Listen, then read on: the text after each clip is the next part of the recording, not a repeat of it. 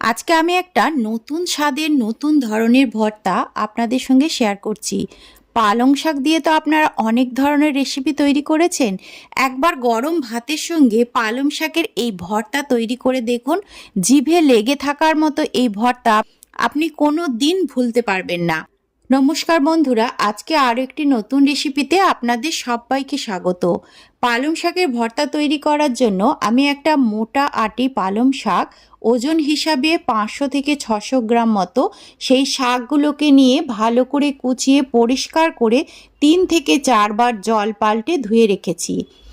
এখন আমি একটা বাটির মধ্যে নিয়ে নিচ্ছি 1/4 কাপ মুসুর ডাল। মুসুর ডালটাকে জল দিয়ে ভালো করে 2 থেকে 3 বার ধুয়ে নিয়েছি। এবার মুসুর ডালটাকে সেদ্ধ করার জন্য একটা পাত্রের মধ্যে জল দিয়ে গ্যাস অন করে ডালটাকে সিদ্ধ হতে বসিয়ে দিয়েছি, আর তার সঙ্গে দিয়ে দিলাম স্বাদ অনুযায়ী নুন আর সামান্য পরিমাণে হলুদ। একেবারে অল্প পরিমাণে হলুদ দিয়ে দিতে হবে। এদিকে ডালটা সেদ্ধ হতে থাক। অন্যদিকে আমি একটা কড়াই গরম করে এর মধ্যে 1 টেবিল চামচ মতো সর্ষের তেল দিয়ে দিয়েছি।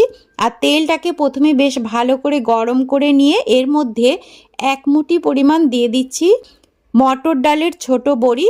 বড়িটাকে নাড়াচাড়া করে বেশ এরকম লাল করে মচমচে করে ভেজে তুলে রাখলাম। আবার কড়াইয়ের মধ্যে 1 টেবিল চামচ মতো সর্ষের তেল দিয়ে ওর মধ্যে দিয়ে দিয়েছি বেশ বড় করে কেটে রাখা একটা পেঁয়াজ কুচি। পেঁয়াজ কুচিগুলোকে বেশ লাল লাল কালার করে ভেজে তুলে রাখলাম।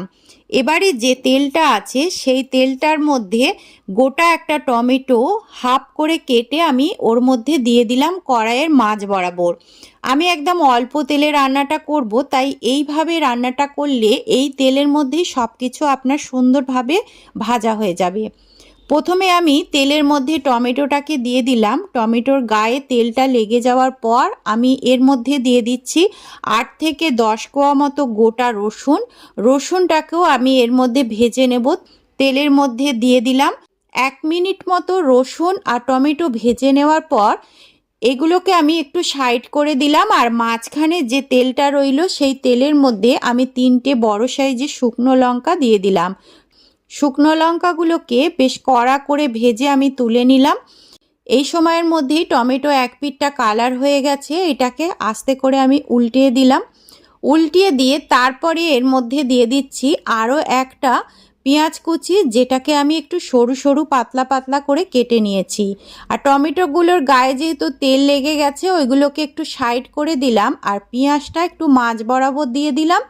ওই তেলেতেই পেঁয়াজ কিন্তু খুব সুন্দরভাবে ভাজা হয়ে যাবে। আর রসুনগুলোকে অবশ্যই আগে দিয়ে দেবেন, যেন রসুনগুলো বেশ ভালো করে ভাজা হয় আর ভাজা হওয়ার সাথে সাথে সেদ্ধও হয়ে যায়। বেশ কিছুক্ষণ পর দেখুন পেঁয়াজের কালারটা খুব ভালোভাবে চেঞ্জ হয়ে গেছে, পেঁয়াজ বেশ ভালো করে ভাজা হয়ে গেছে। আর এর সাথে সাথে রসুনটাও ভালো করে ভাজা হয়ে গেছে, নরম হয়ে গেছে। তাই পেঁয়াজ আর রসুনটাকে আমি তুলে নেব। টমেটোটাকে আরও একটু নেড়ে চেড়ে বেশ ভালো করে পোড়া পোড়া করে ভেজে নেব। টমেটো যখন ভালো মতো নরম হয়ে যাবে এবং ভাজা হয়ে যাবে তখন আমি টমেটোটাকে তুলে নিলাম। টমেটো তুলে নেওয়ার পর এর মধ্যে দিয়ে দিচ্ছি ছোট চামচের 1 চামচ সর্ষের তেল। রেসিপিটা সবসময় সর্ষের তেলেই করবেন, তবে এর স্বাদ ভীষণ ভালো আসবে। তেল গরম হয়ে যাওয়ার পর এই সেদ্ধ করে রাখা ডালটা আমি এর মধ্যে ঢেলে দিলাম।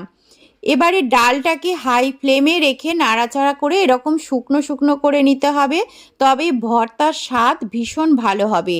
শুকনো শুকনো করে ডালটাকে নেড়ে নিয়ে ডালটাকে কড়াই থেকে তুলে নিলাম। কড়াইটা কিন্তু আর পরিষ্কার করব না, ওই কড়াইয়ের মধ্যে আমি দিয়ে দেব কেটে রাখা পালং শাকটা। পালং শাকটা সেদ্ধ হওয়ার সাথে সাথে কড়াইয়ের এই ডালগুলো সেগুলো পালং শাকের সঙ্গে কুক হয়ে যাবে আর কড়াইটা পরিষ্কার হয়ে যাবে। পালং শাকের মধ্যে দিয়ে দিলাম একটা কাঁচা লঙ্কা। শাকটা যাতে তাড়াতাড়ি নরম হয়ে যায় তার জন্য স্বাদ মতো নুন দিয়ে দিলাম। তারপরে মিনিট 2 নাড়াচাড়া করে নিলেই শাক থেকে জল বেরিয়ে শাক দেখবেন খুব ভালোভাবে সেদ্ধ হয়ে যাবে। পালং শাক যেহেতু সেদ্ধ হতে বেশি সময় লাগে না। আর শাকটাকে এরকম শুকনো শুকনো করে নেড়ে তুলে নিতে হবে।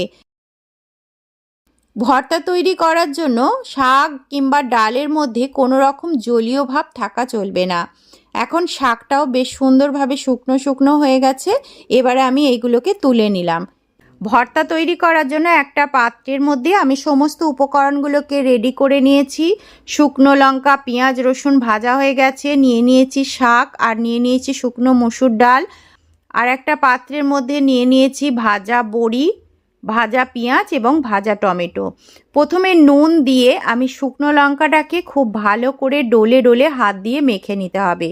শুকনো লঙ্কা মাখা হয়ে যাওয়ার পর আমি এবারে যে রসুনগুলোকে নিয়েছিলাম সেই রসুনগুলোকে বেছে বেছে নিয়ে নিচ্ছি।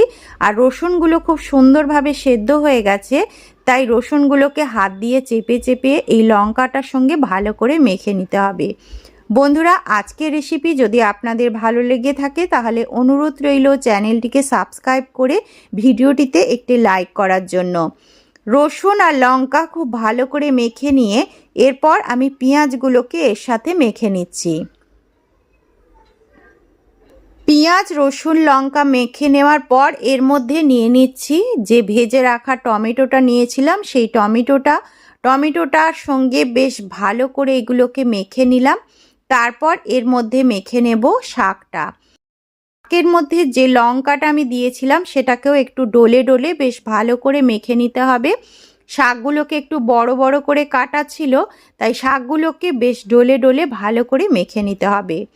শাক মাখা হয়ে যাওয়ার পর এর মধ্যে মেখে নিচ্ছি মসুর ডালটা দিয়ে বেশ ভালো করে চটকে চটকে এটাকে মাখতে হবে। ভর্তা যত সুন্দরভাবে মাখা হবে ভর্তার টেস্ট তত বেশি ভালো হবে।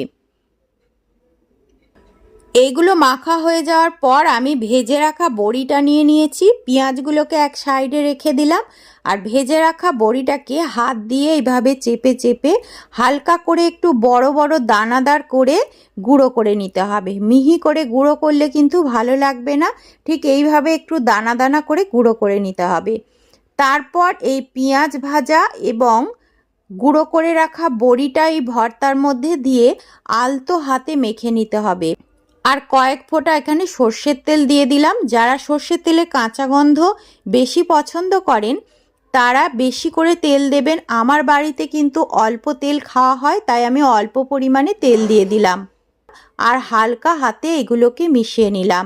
বড়ি আর পেঁয়াজগুলো যাতে মুখে পড়ে তার জন্যই এই রকমভাবে শেষে বড় করে কেটে রাখা পেঁয়াজ এবং ভেঙে রাখা বড়িটা অ্যাড করতে হবে। তারপর গরম গরম ভাতের সঙ্গে এই ভর্তা আপনি পরিবেশন করুন। এই ভর্তার স্বাদ এতটাই ভালো হয় যে একবার খেলে মুখে লেগে থাকবে। আজ তাহলে এই পর্যন্তই, দেখা হবে পরবর্তী রেসিপিতে। ধন্যবাদ।